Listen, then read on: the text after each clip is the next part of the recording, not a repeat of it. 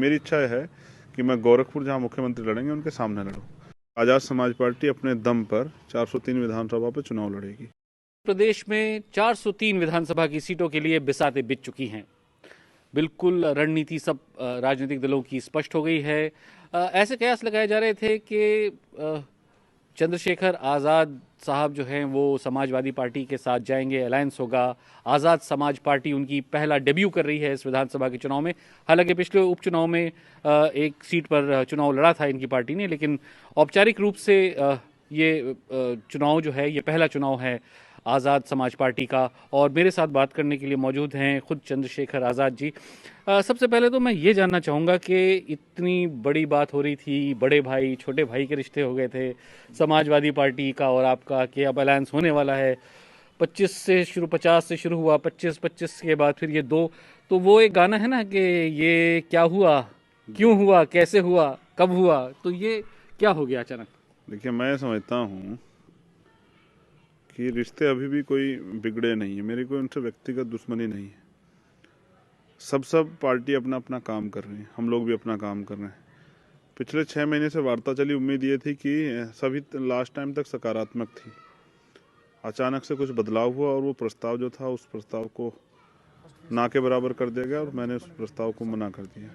तो काफ़ी चीज़ें हुई, अब मैं उससे उभर चुका हूँ। अब हमने तय किया है कल कि आज़ाद समाज पार्टी अपने दम पर 403 विधानसभा पे चुनाव लड़ेगी। 403 पूरे के पूरे लड़ेंगे? जी, पूरे 403 पे चुनाव लड़ेंगे। जब आप अकेले चुनाव लड़ेंगे और उसका फायदा फिर किसको होगा? कि ये वोट का डिवीजन होगा, क्योंकि बहुजन समाज पार्टी भी एक फैक्टर है उत्तर प्रदेश में और बड़ा फैक्टर है, इसको नकारा नहीं जा सकता है।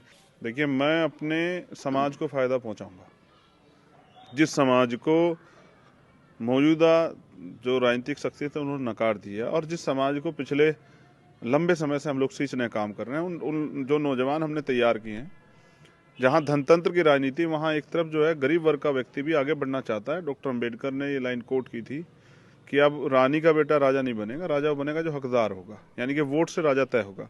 तो आज तो मैं समझता हूं कि जिन लोगों ने 5 साल कभी शकल नहीं घर से बाहर आके दिखाई, जनता किसी मुद्दे पर लड़े नहीं, विपक्ष की भूमिका चंद्रशेखर आजाद ने, भीम आर्मी ने यहाँ 5 साल सड़कों 5 साल दिखे नहीं, आप ये किसके तरफ इशारा कर रहे मैं हैं? पूरे विपक्ष की बात कर रहा हूँ। पूरे 5 साल में कोई 2 या 3 मामले आप उठा के बता दीजिए जिसमें विपक्ष के नेता खड़े होकर सड़क पर लड़े हों। सिर्फ चुनाव लड़ना, वोट के समय आके वोट मांगना, यही राजनीति है विपक्ष की।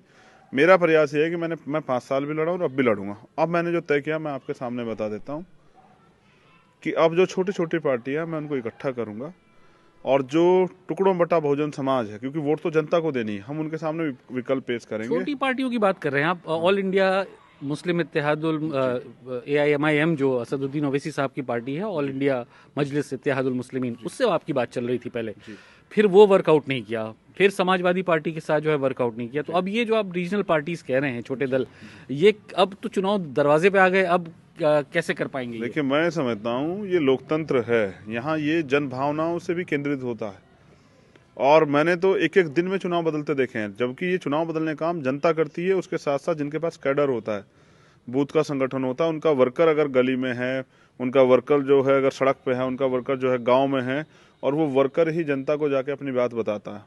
मैं ये समझता हूँ कि अगर मैं आज नहीं लड़ा तो जीवन में कभी कोई युवा धनतंत्र की इस राजनीति में आगे नहीं बढ़ के आएगा और ना ही लड़ पाएगा। मैंने आप तो कहाँ से लड़ेंगे चुनाव, ये बताइए? आपने कोई अपने लिए सीट चुनी है? देखिए, मैंने ये बात पार्टी पे मैंने आवेदन किया है। मैं भी पार्टी का एक कार्यकर्ता हूँ। मैंने आवेदन किया कि पार्टी जहाँ से लड़ाएगी, लेकिन मेरी इच्छा है कि मैं गोरखपुर जहाँ मुख्यमंत्री लड़ेंगे उनके सामने लड़ूँ। संगठन आपका नया है, पहली बार आप चुनाव लड़ रहे हैं, तो पूरे उत्तर प्रदेश में 403 सीटों पर आपने संगठन को तैयार किया है। क्या संगठन इतना मजबूत हो पाया आपका कि ग्रास रूट के लेवल पर पकड़ जिसको कहते हैं कि वो हो?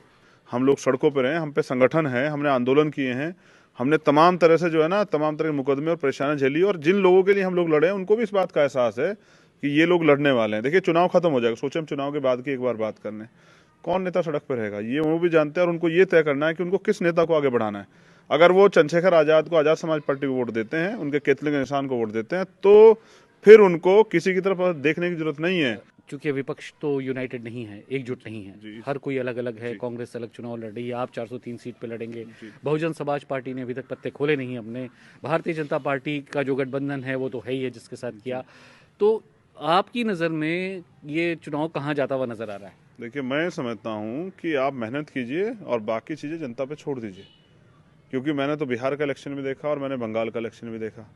जब आदमी अपनी हिम्मत से लड़ता है और वो जनता को संदेश देने में कामयाब हो जाता है कि भाई मेरे पास विकल्प है और इस मुझे वोट देने के बाद जो है ना मेरा प्रत्याशी जीत सकता है, तो आप समझिए कि वोट का खेल जो है ना वो जातियों से भी तय होता है।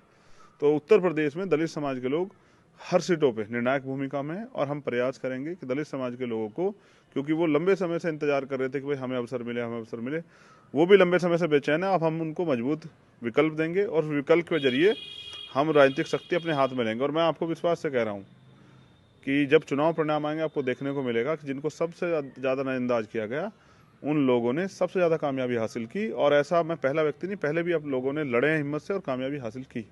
तो ये उम्मीद है इन्हें चंद्रशेखर आज़ाद साहब को के जो लोग हाशिए पर थे और जिन लोगों को के बारे में कुछ सोचा भी नहीं था, वो इस चुनाव में सरप्राइज़ देने वाले जो है नतीजे सामने आएंगे और वो एक निर्णायक भूमिका निभाएंगे। सलमान रावी, BBC, सहारनपुर।